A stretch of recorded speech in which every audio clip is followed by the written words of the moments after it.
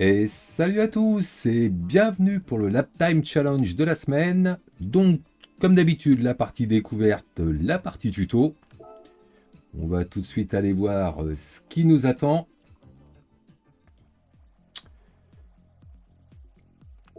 Alors, c'est quoi? Audi R8 Dragon Trail. Tiens, Dragon Trail, ça faisait longtemps. Garden. Ah, Garden. Garden, c'est la chicane avec les petits boudins. Tiens, en parlant... mauvaise blague, pas grave. En parlant du petit boudin, je verrai sur le montage. Pensez au boost et ma vidéo avec mes deux petits boudins. Boudin, boudin. Je suis déjà en train de penser à ma vignette et au montage que je vais faire. N'importe quoi. Bon, allez. Je sais plus où j'en suis. Je valide. Je vais choisir la bagnole. Je te sens mal parti, ce tuto. Allez. Une rouge. Je sais pas du tout ce que c'est comme... ce que ça fait comme voiture, ça. J'ai rien regardé. Les pneus l'été. J'ai rien regardé. Bon, allez. On va recommencer. Donc, je vais prendre... Tiens, je vais prendre le deuxième temps. Oh, le 01, là, il est toujours en tête, lui. Il est toujours bon. Donc, charger le fantôme. Allez, un peu de sérieux. Paramètres. Sport dur. Ouh, sport dur, ça va glisser. Ça va glisser 420 chevaux et elle a du poids à l'arrière, ce qui n'est pas étonnant. Donc, couple à mi-régime et on peut la pousser quasiment au rupteur à 8000, un peu avant 8005, ça marche. Pas d'autres réglages. Ok. Donc là-dessus, on va pas mettre d'assistance. Clac. J'ai dit quoi? Sport dur, hein. Ouais, sport dur. Sport dur.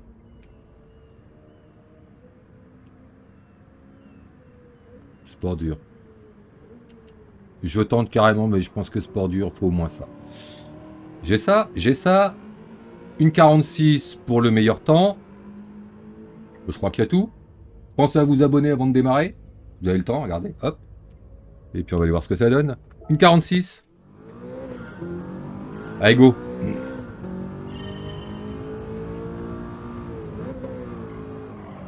Ah ouais.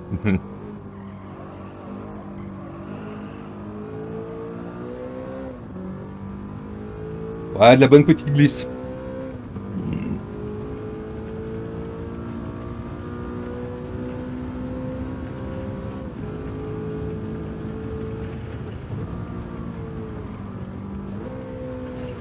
Oh, ça s'écarte.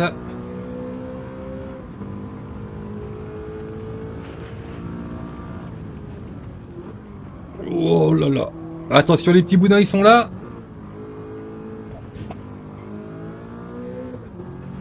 Allez. Je l'avais dit. J'en étais sûr.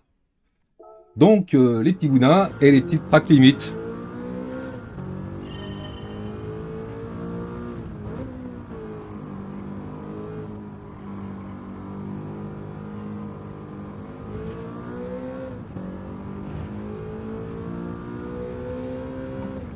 Allez.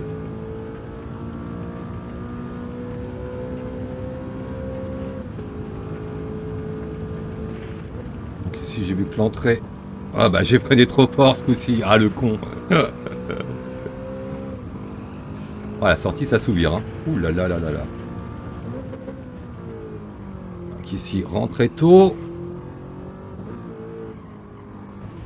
Ici, le boudin. L'autre boudin. Bien faire passer le boudin entre les roues, hein.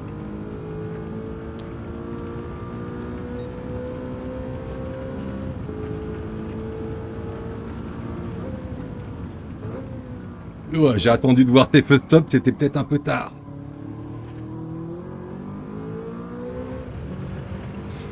Ça chasse un peu à l'accélération. Ouais, ici aussi.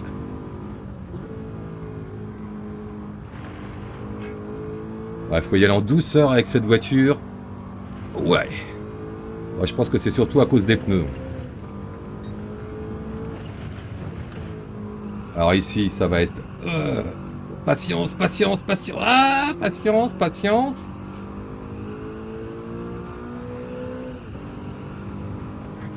Oh, la grande courbe, elle va être marrante, elle. Alors, le freinage, là. Ah, il court. Court. Ah. Oh, j'ai un peu foiré ici. J'ai un peu foiré. Je fais un deuxième. Donc, j'avais dit une 46. C'est bon. Donc là, un peu plus fort, mais en coupant la fin. Ah, pas mieux. Faut rentrer moins fort. Ici aussi. Et ça, c'est raté.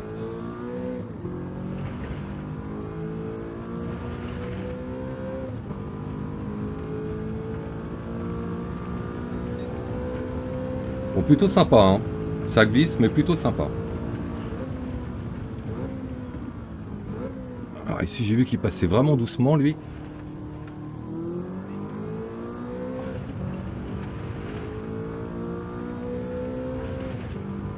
Et ici, vraiment à l'intérieur.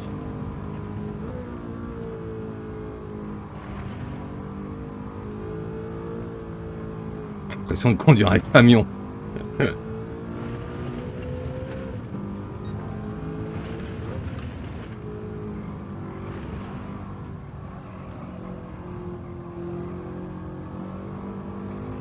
Allez, allez, allez, allez, allez, allez.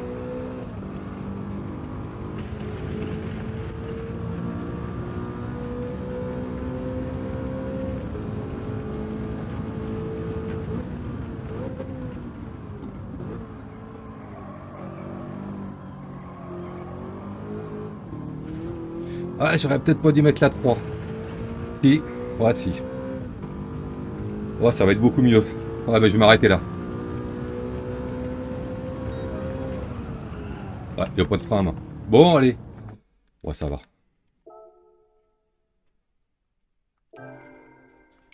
Bon, ben, sympa. Sympa, sympa. Beaucoup de temps à gagner, hein. Beaucoup de temps à gagner. Tout ça, ça vient des pneus.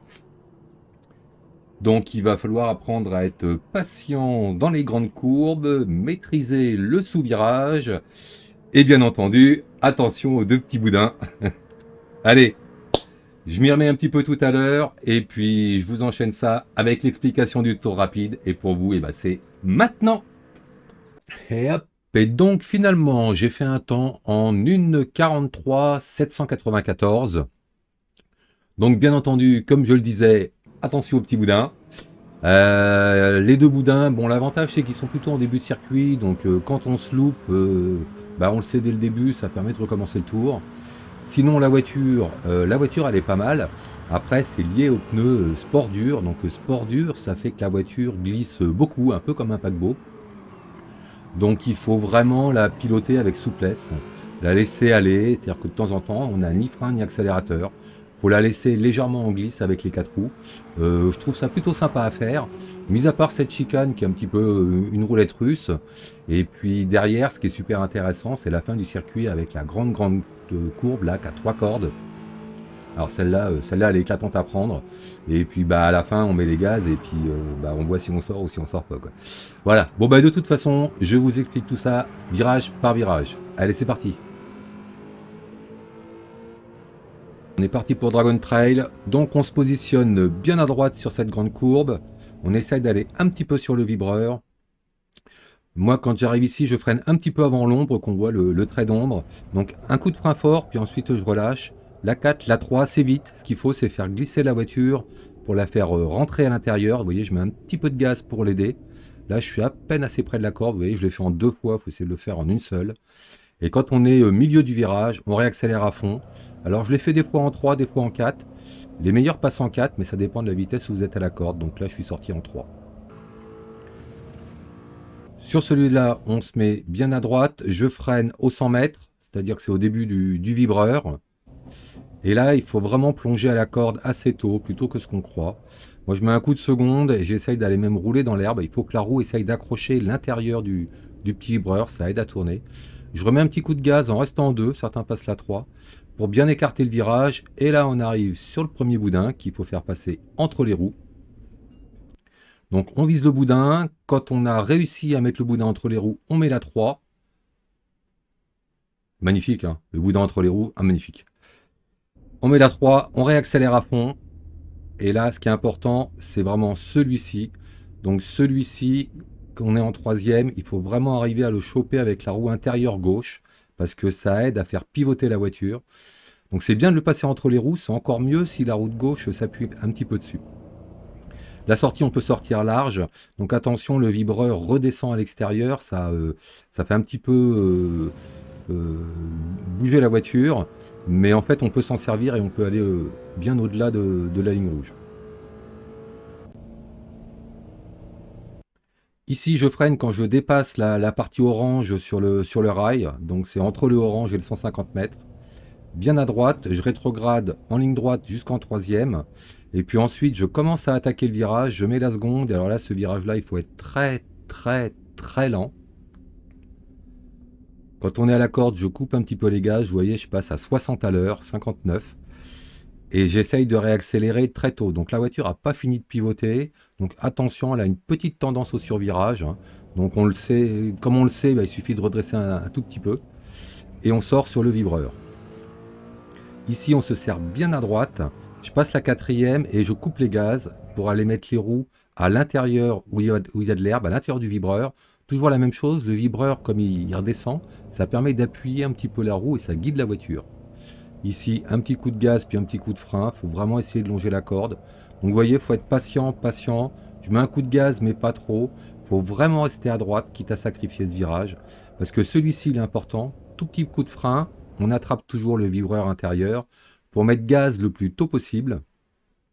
Et là, c'est à nouveau la même chose. Il y a un vibreur, je ne l'ai pas trop exploité, mais vous pouvez même sortir dans le rouge. Ça déstabilise un peu la voiture, mais ça permet quand même de gagner du temps.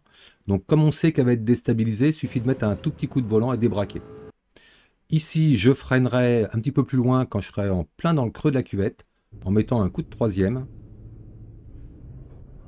Ce qui permet d'engager ce fameux virage avec les 3 cordes, alors qui est génial. Donc la première corde, il faut la prendre assez tôt, et ensuite on fait rouler la voiture. Vous voyez, très peu de gaz, très peu de frein. C'est juste pour doser, pour pouvoir attraper les 3 cordes. Donc il faut un petit peu s'écarter quand même, parce que l'objectif c'est de finir correctement sur la dernière corde, parce que c'est sur celle-là qu'il faut accélérer le plus tôt possible. Vous voyez, je remets des gaz juste pour cibler, et là je vais viser la corde et rouler sur le vibreur, et je réaccélère un tout petit peu avant le vibreur.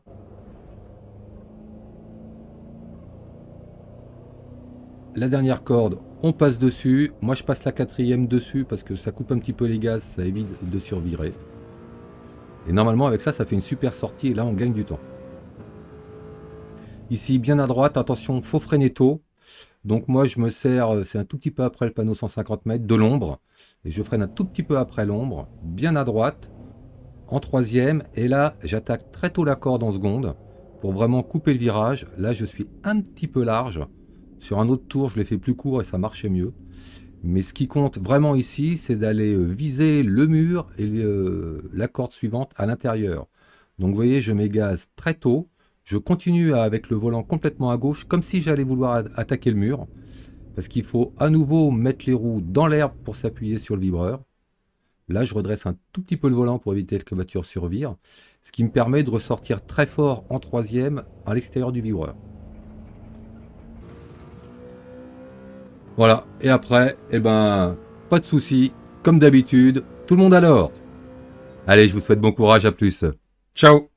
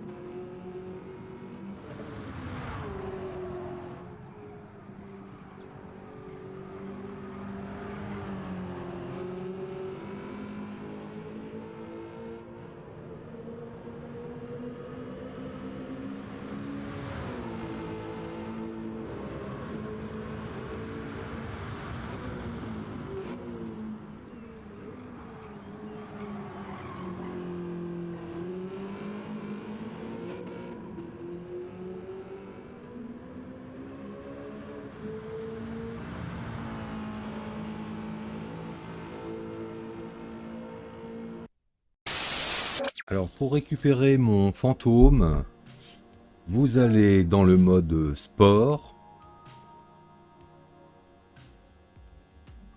sur le défi. Donc là, normalement, avec la vidéo, vous savez à peu près combien je suis positionné. Donc ce qu'il faut, c'est arriver à me retrouver. Donc là, par exemple, sur ce temps-là, j'étais 109e. Même 110, tiens, j'ai reculé. Donc, charger le profil. Pour aller dans la galerie d'art et les rediffusions. Et là, vous allez voir, je vais vous mettre tous mes fantômes. Donc, vous sélectionnez celui qui vous intéresse. Le petit cœur, ça fait toujours plaisir. Et collection. Donc, en fait, à partir de ce moment-là, c'est rentré dans votre collection et vous allez pouvoir retrouver mon temps. Vous choisissez une voiture, alors que ce soit une voiture louée ou de votre garage, hein, ça ne dérange pas. Vous chargez le défi. Ensuite, il faut aller dans paramètres, paramètres du fantôme. Vous faites ouvrir. Là, vous avez votre temps, si vous l'avez enregistré. Donc attention, j'ai le même nom. Hein. Et à côté, dans collection, vous avez le fantôme que vous venez de charger. Voilà, donc en fait, maintenant, une fois que vous avez fait ça, c'est mon fantôme que vous allez voir apparaître. L'avantage que vous aurez, c'est que avec mon fantôme, je vais beaucoup moins vite que les meilleurs.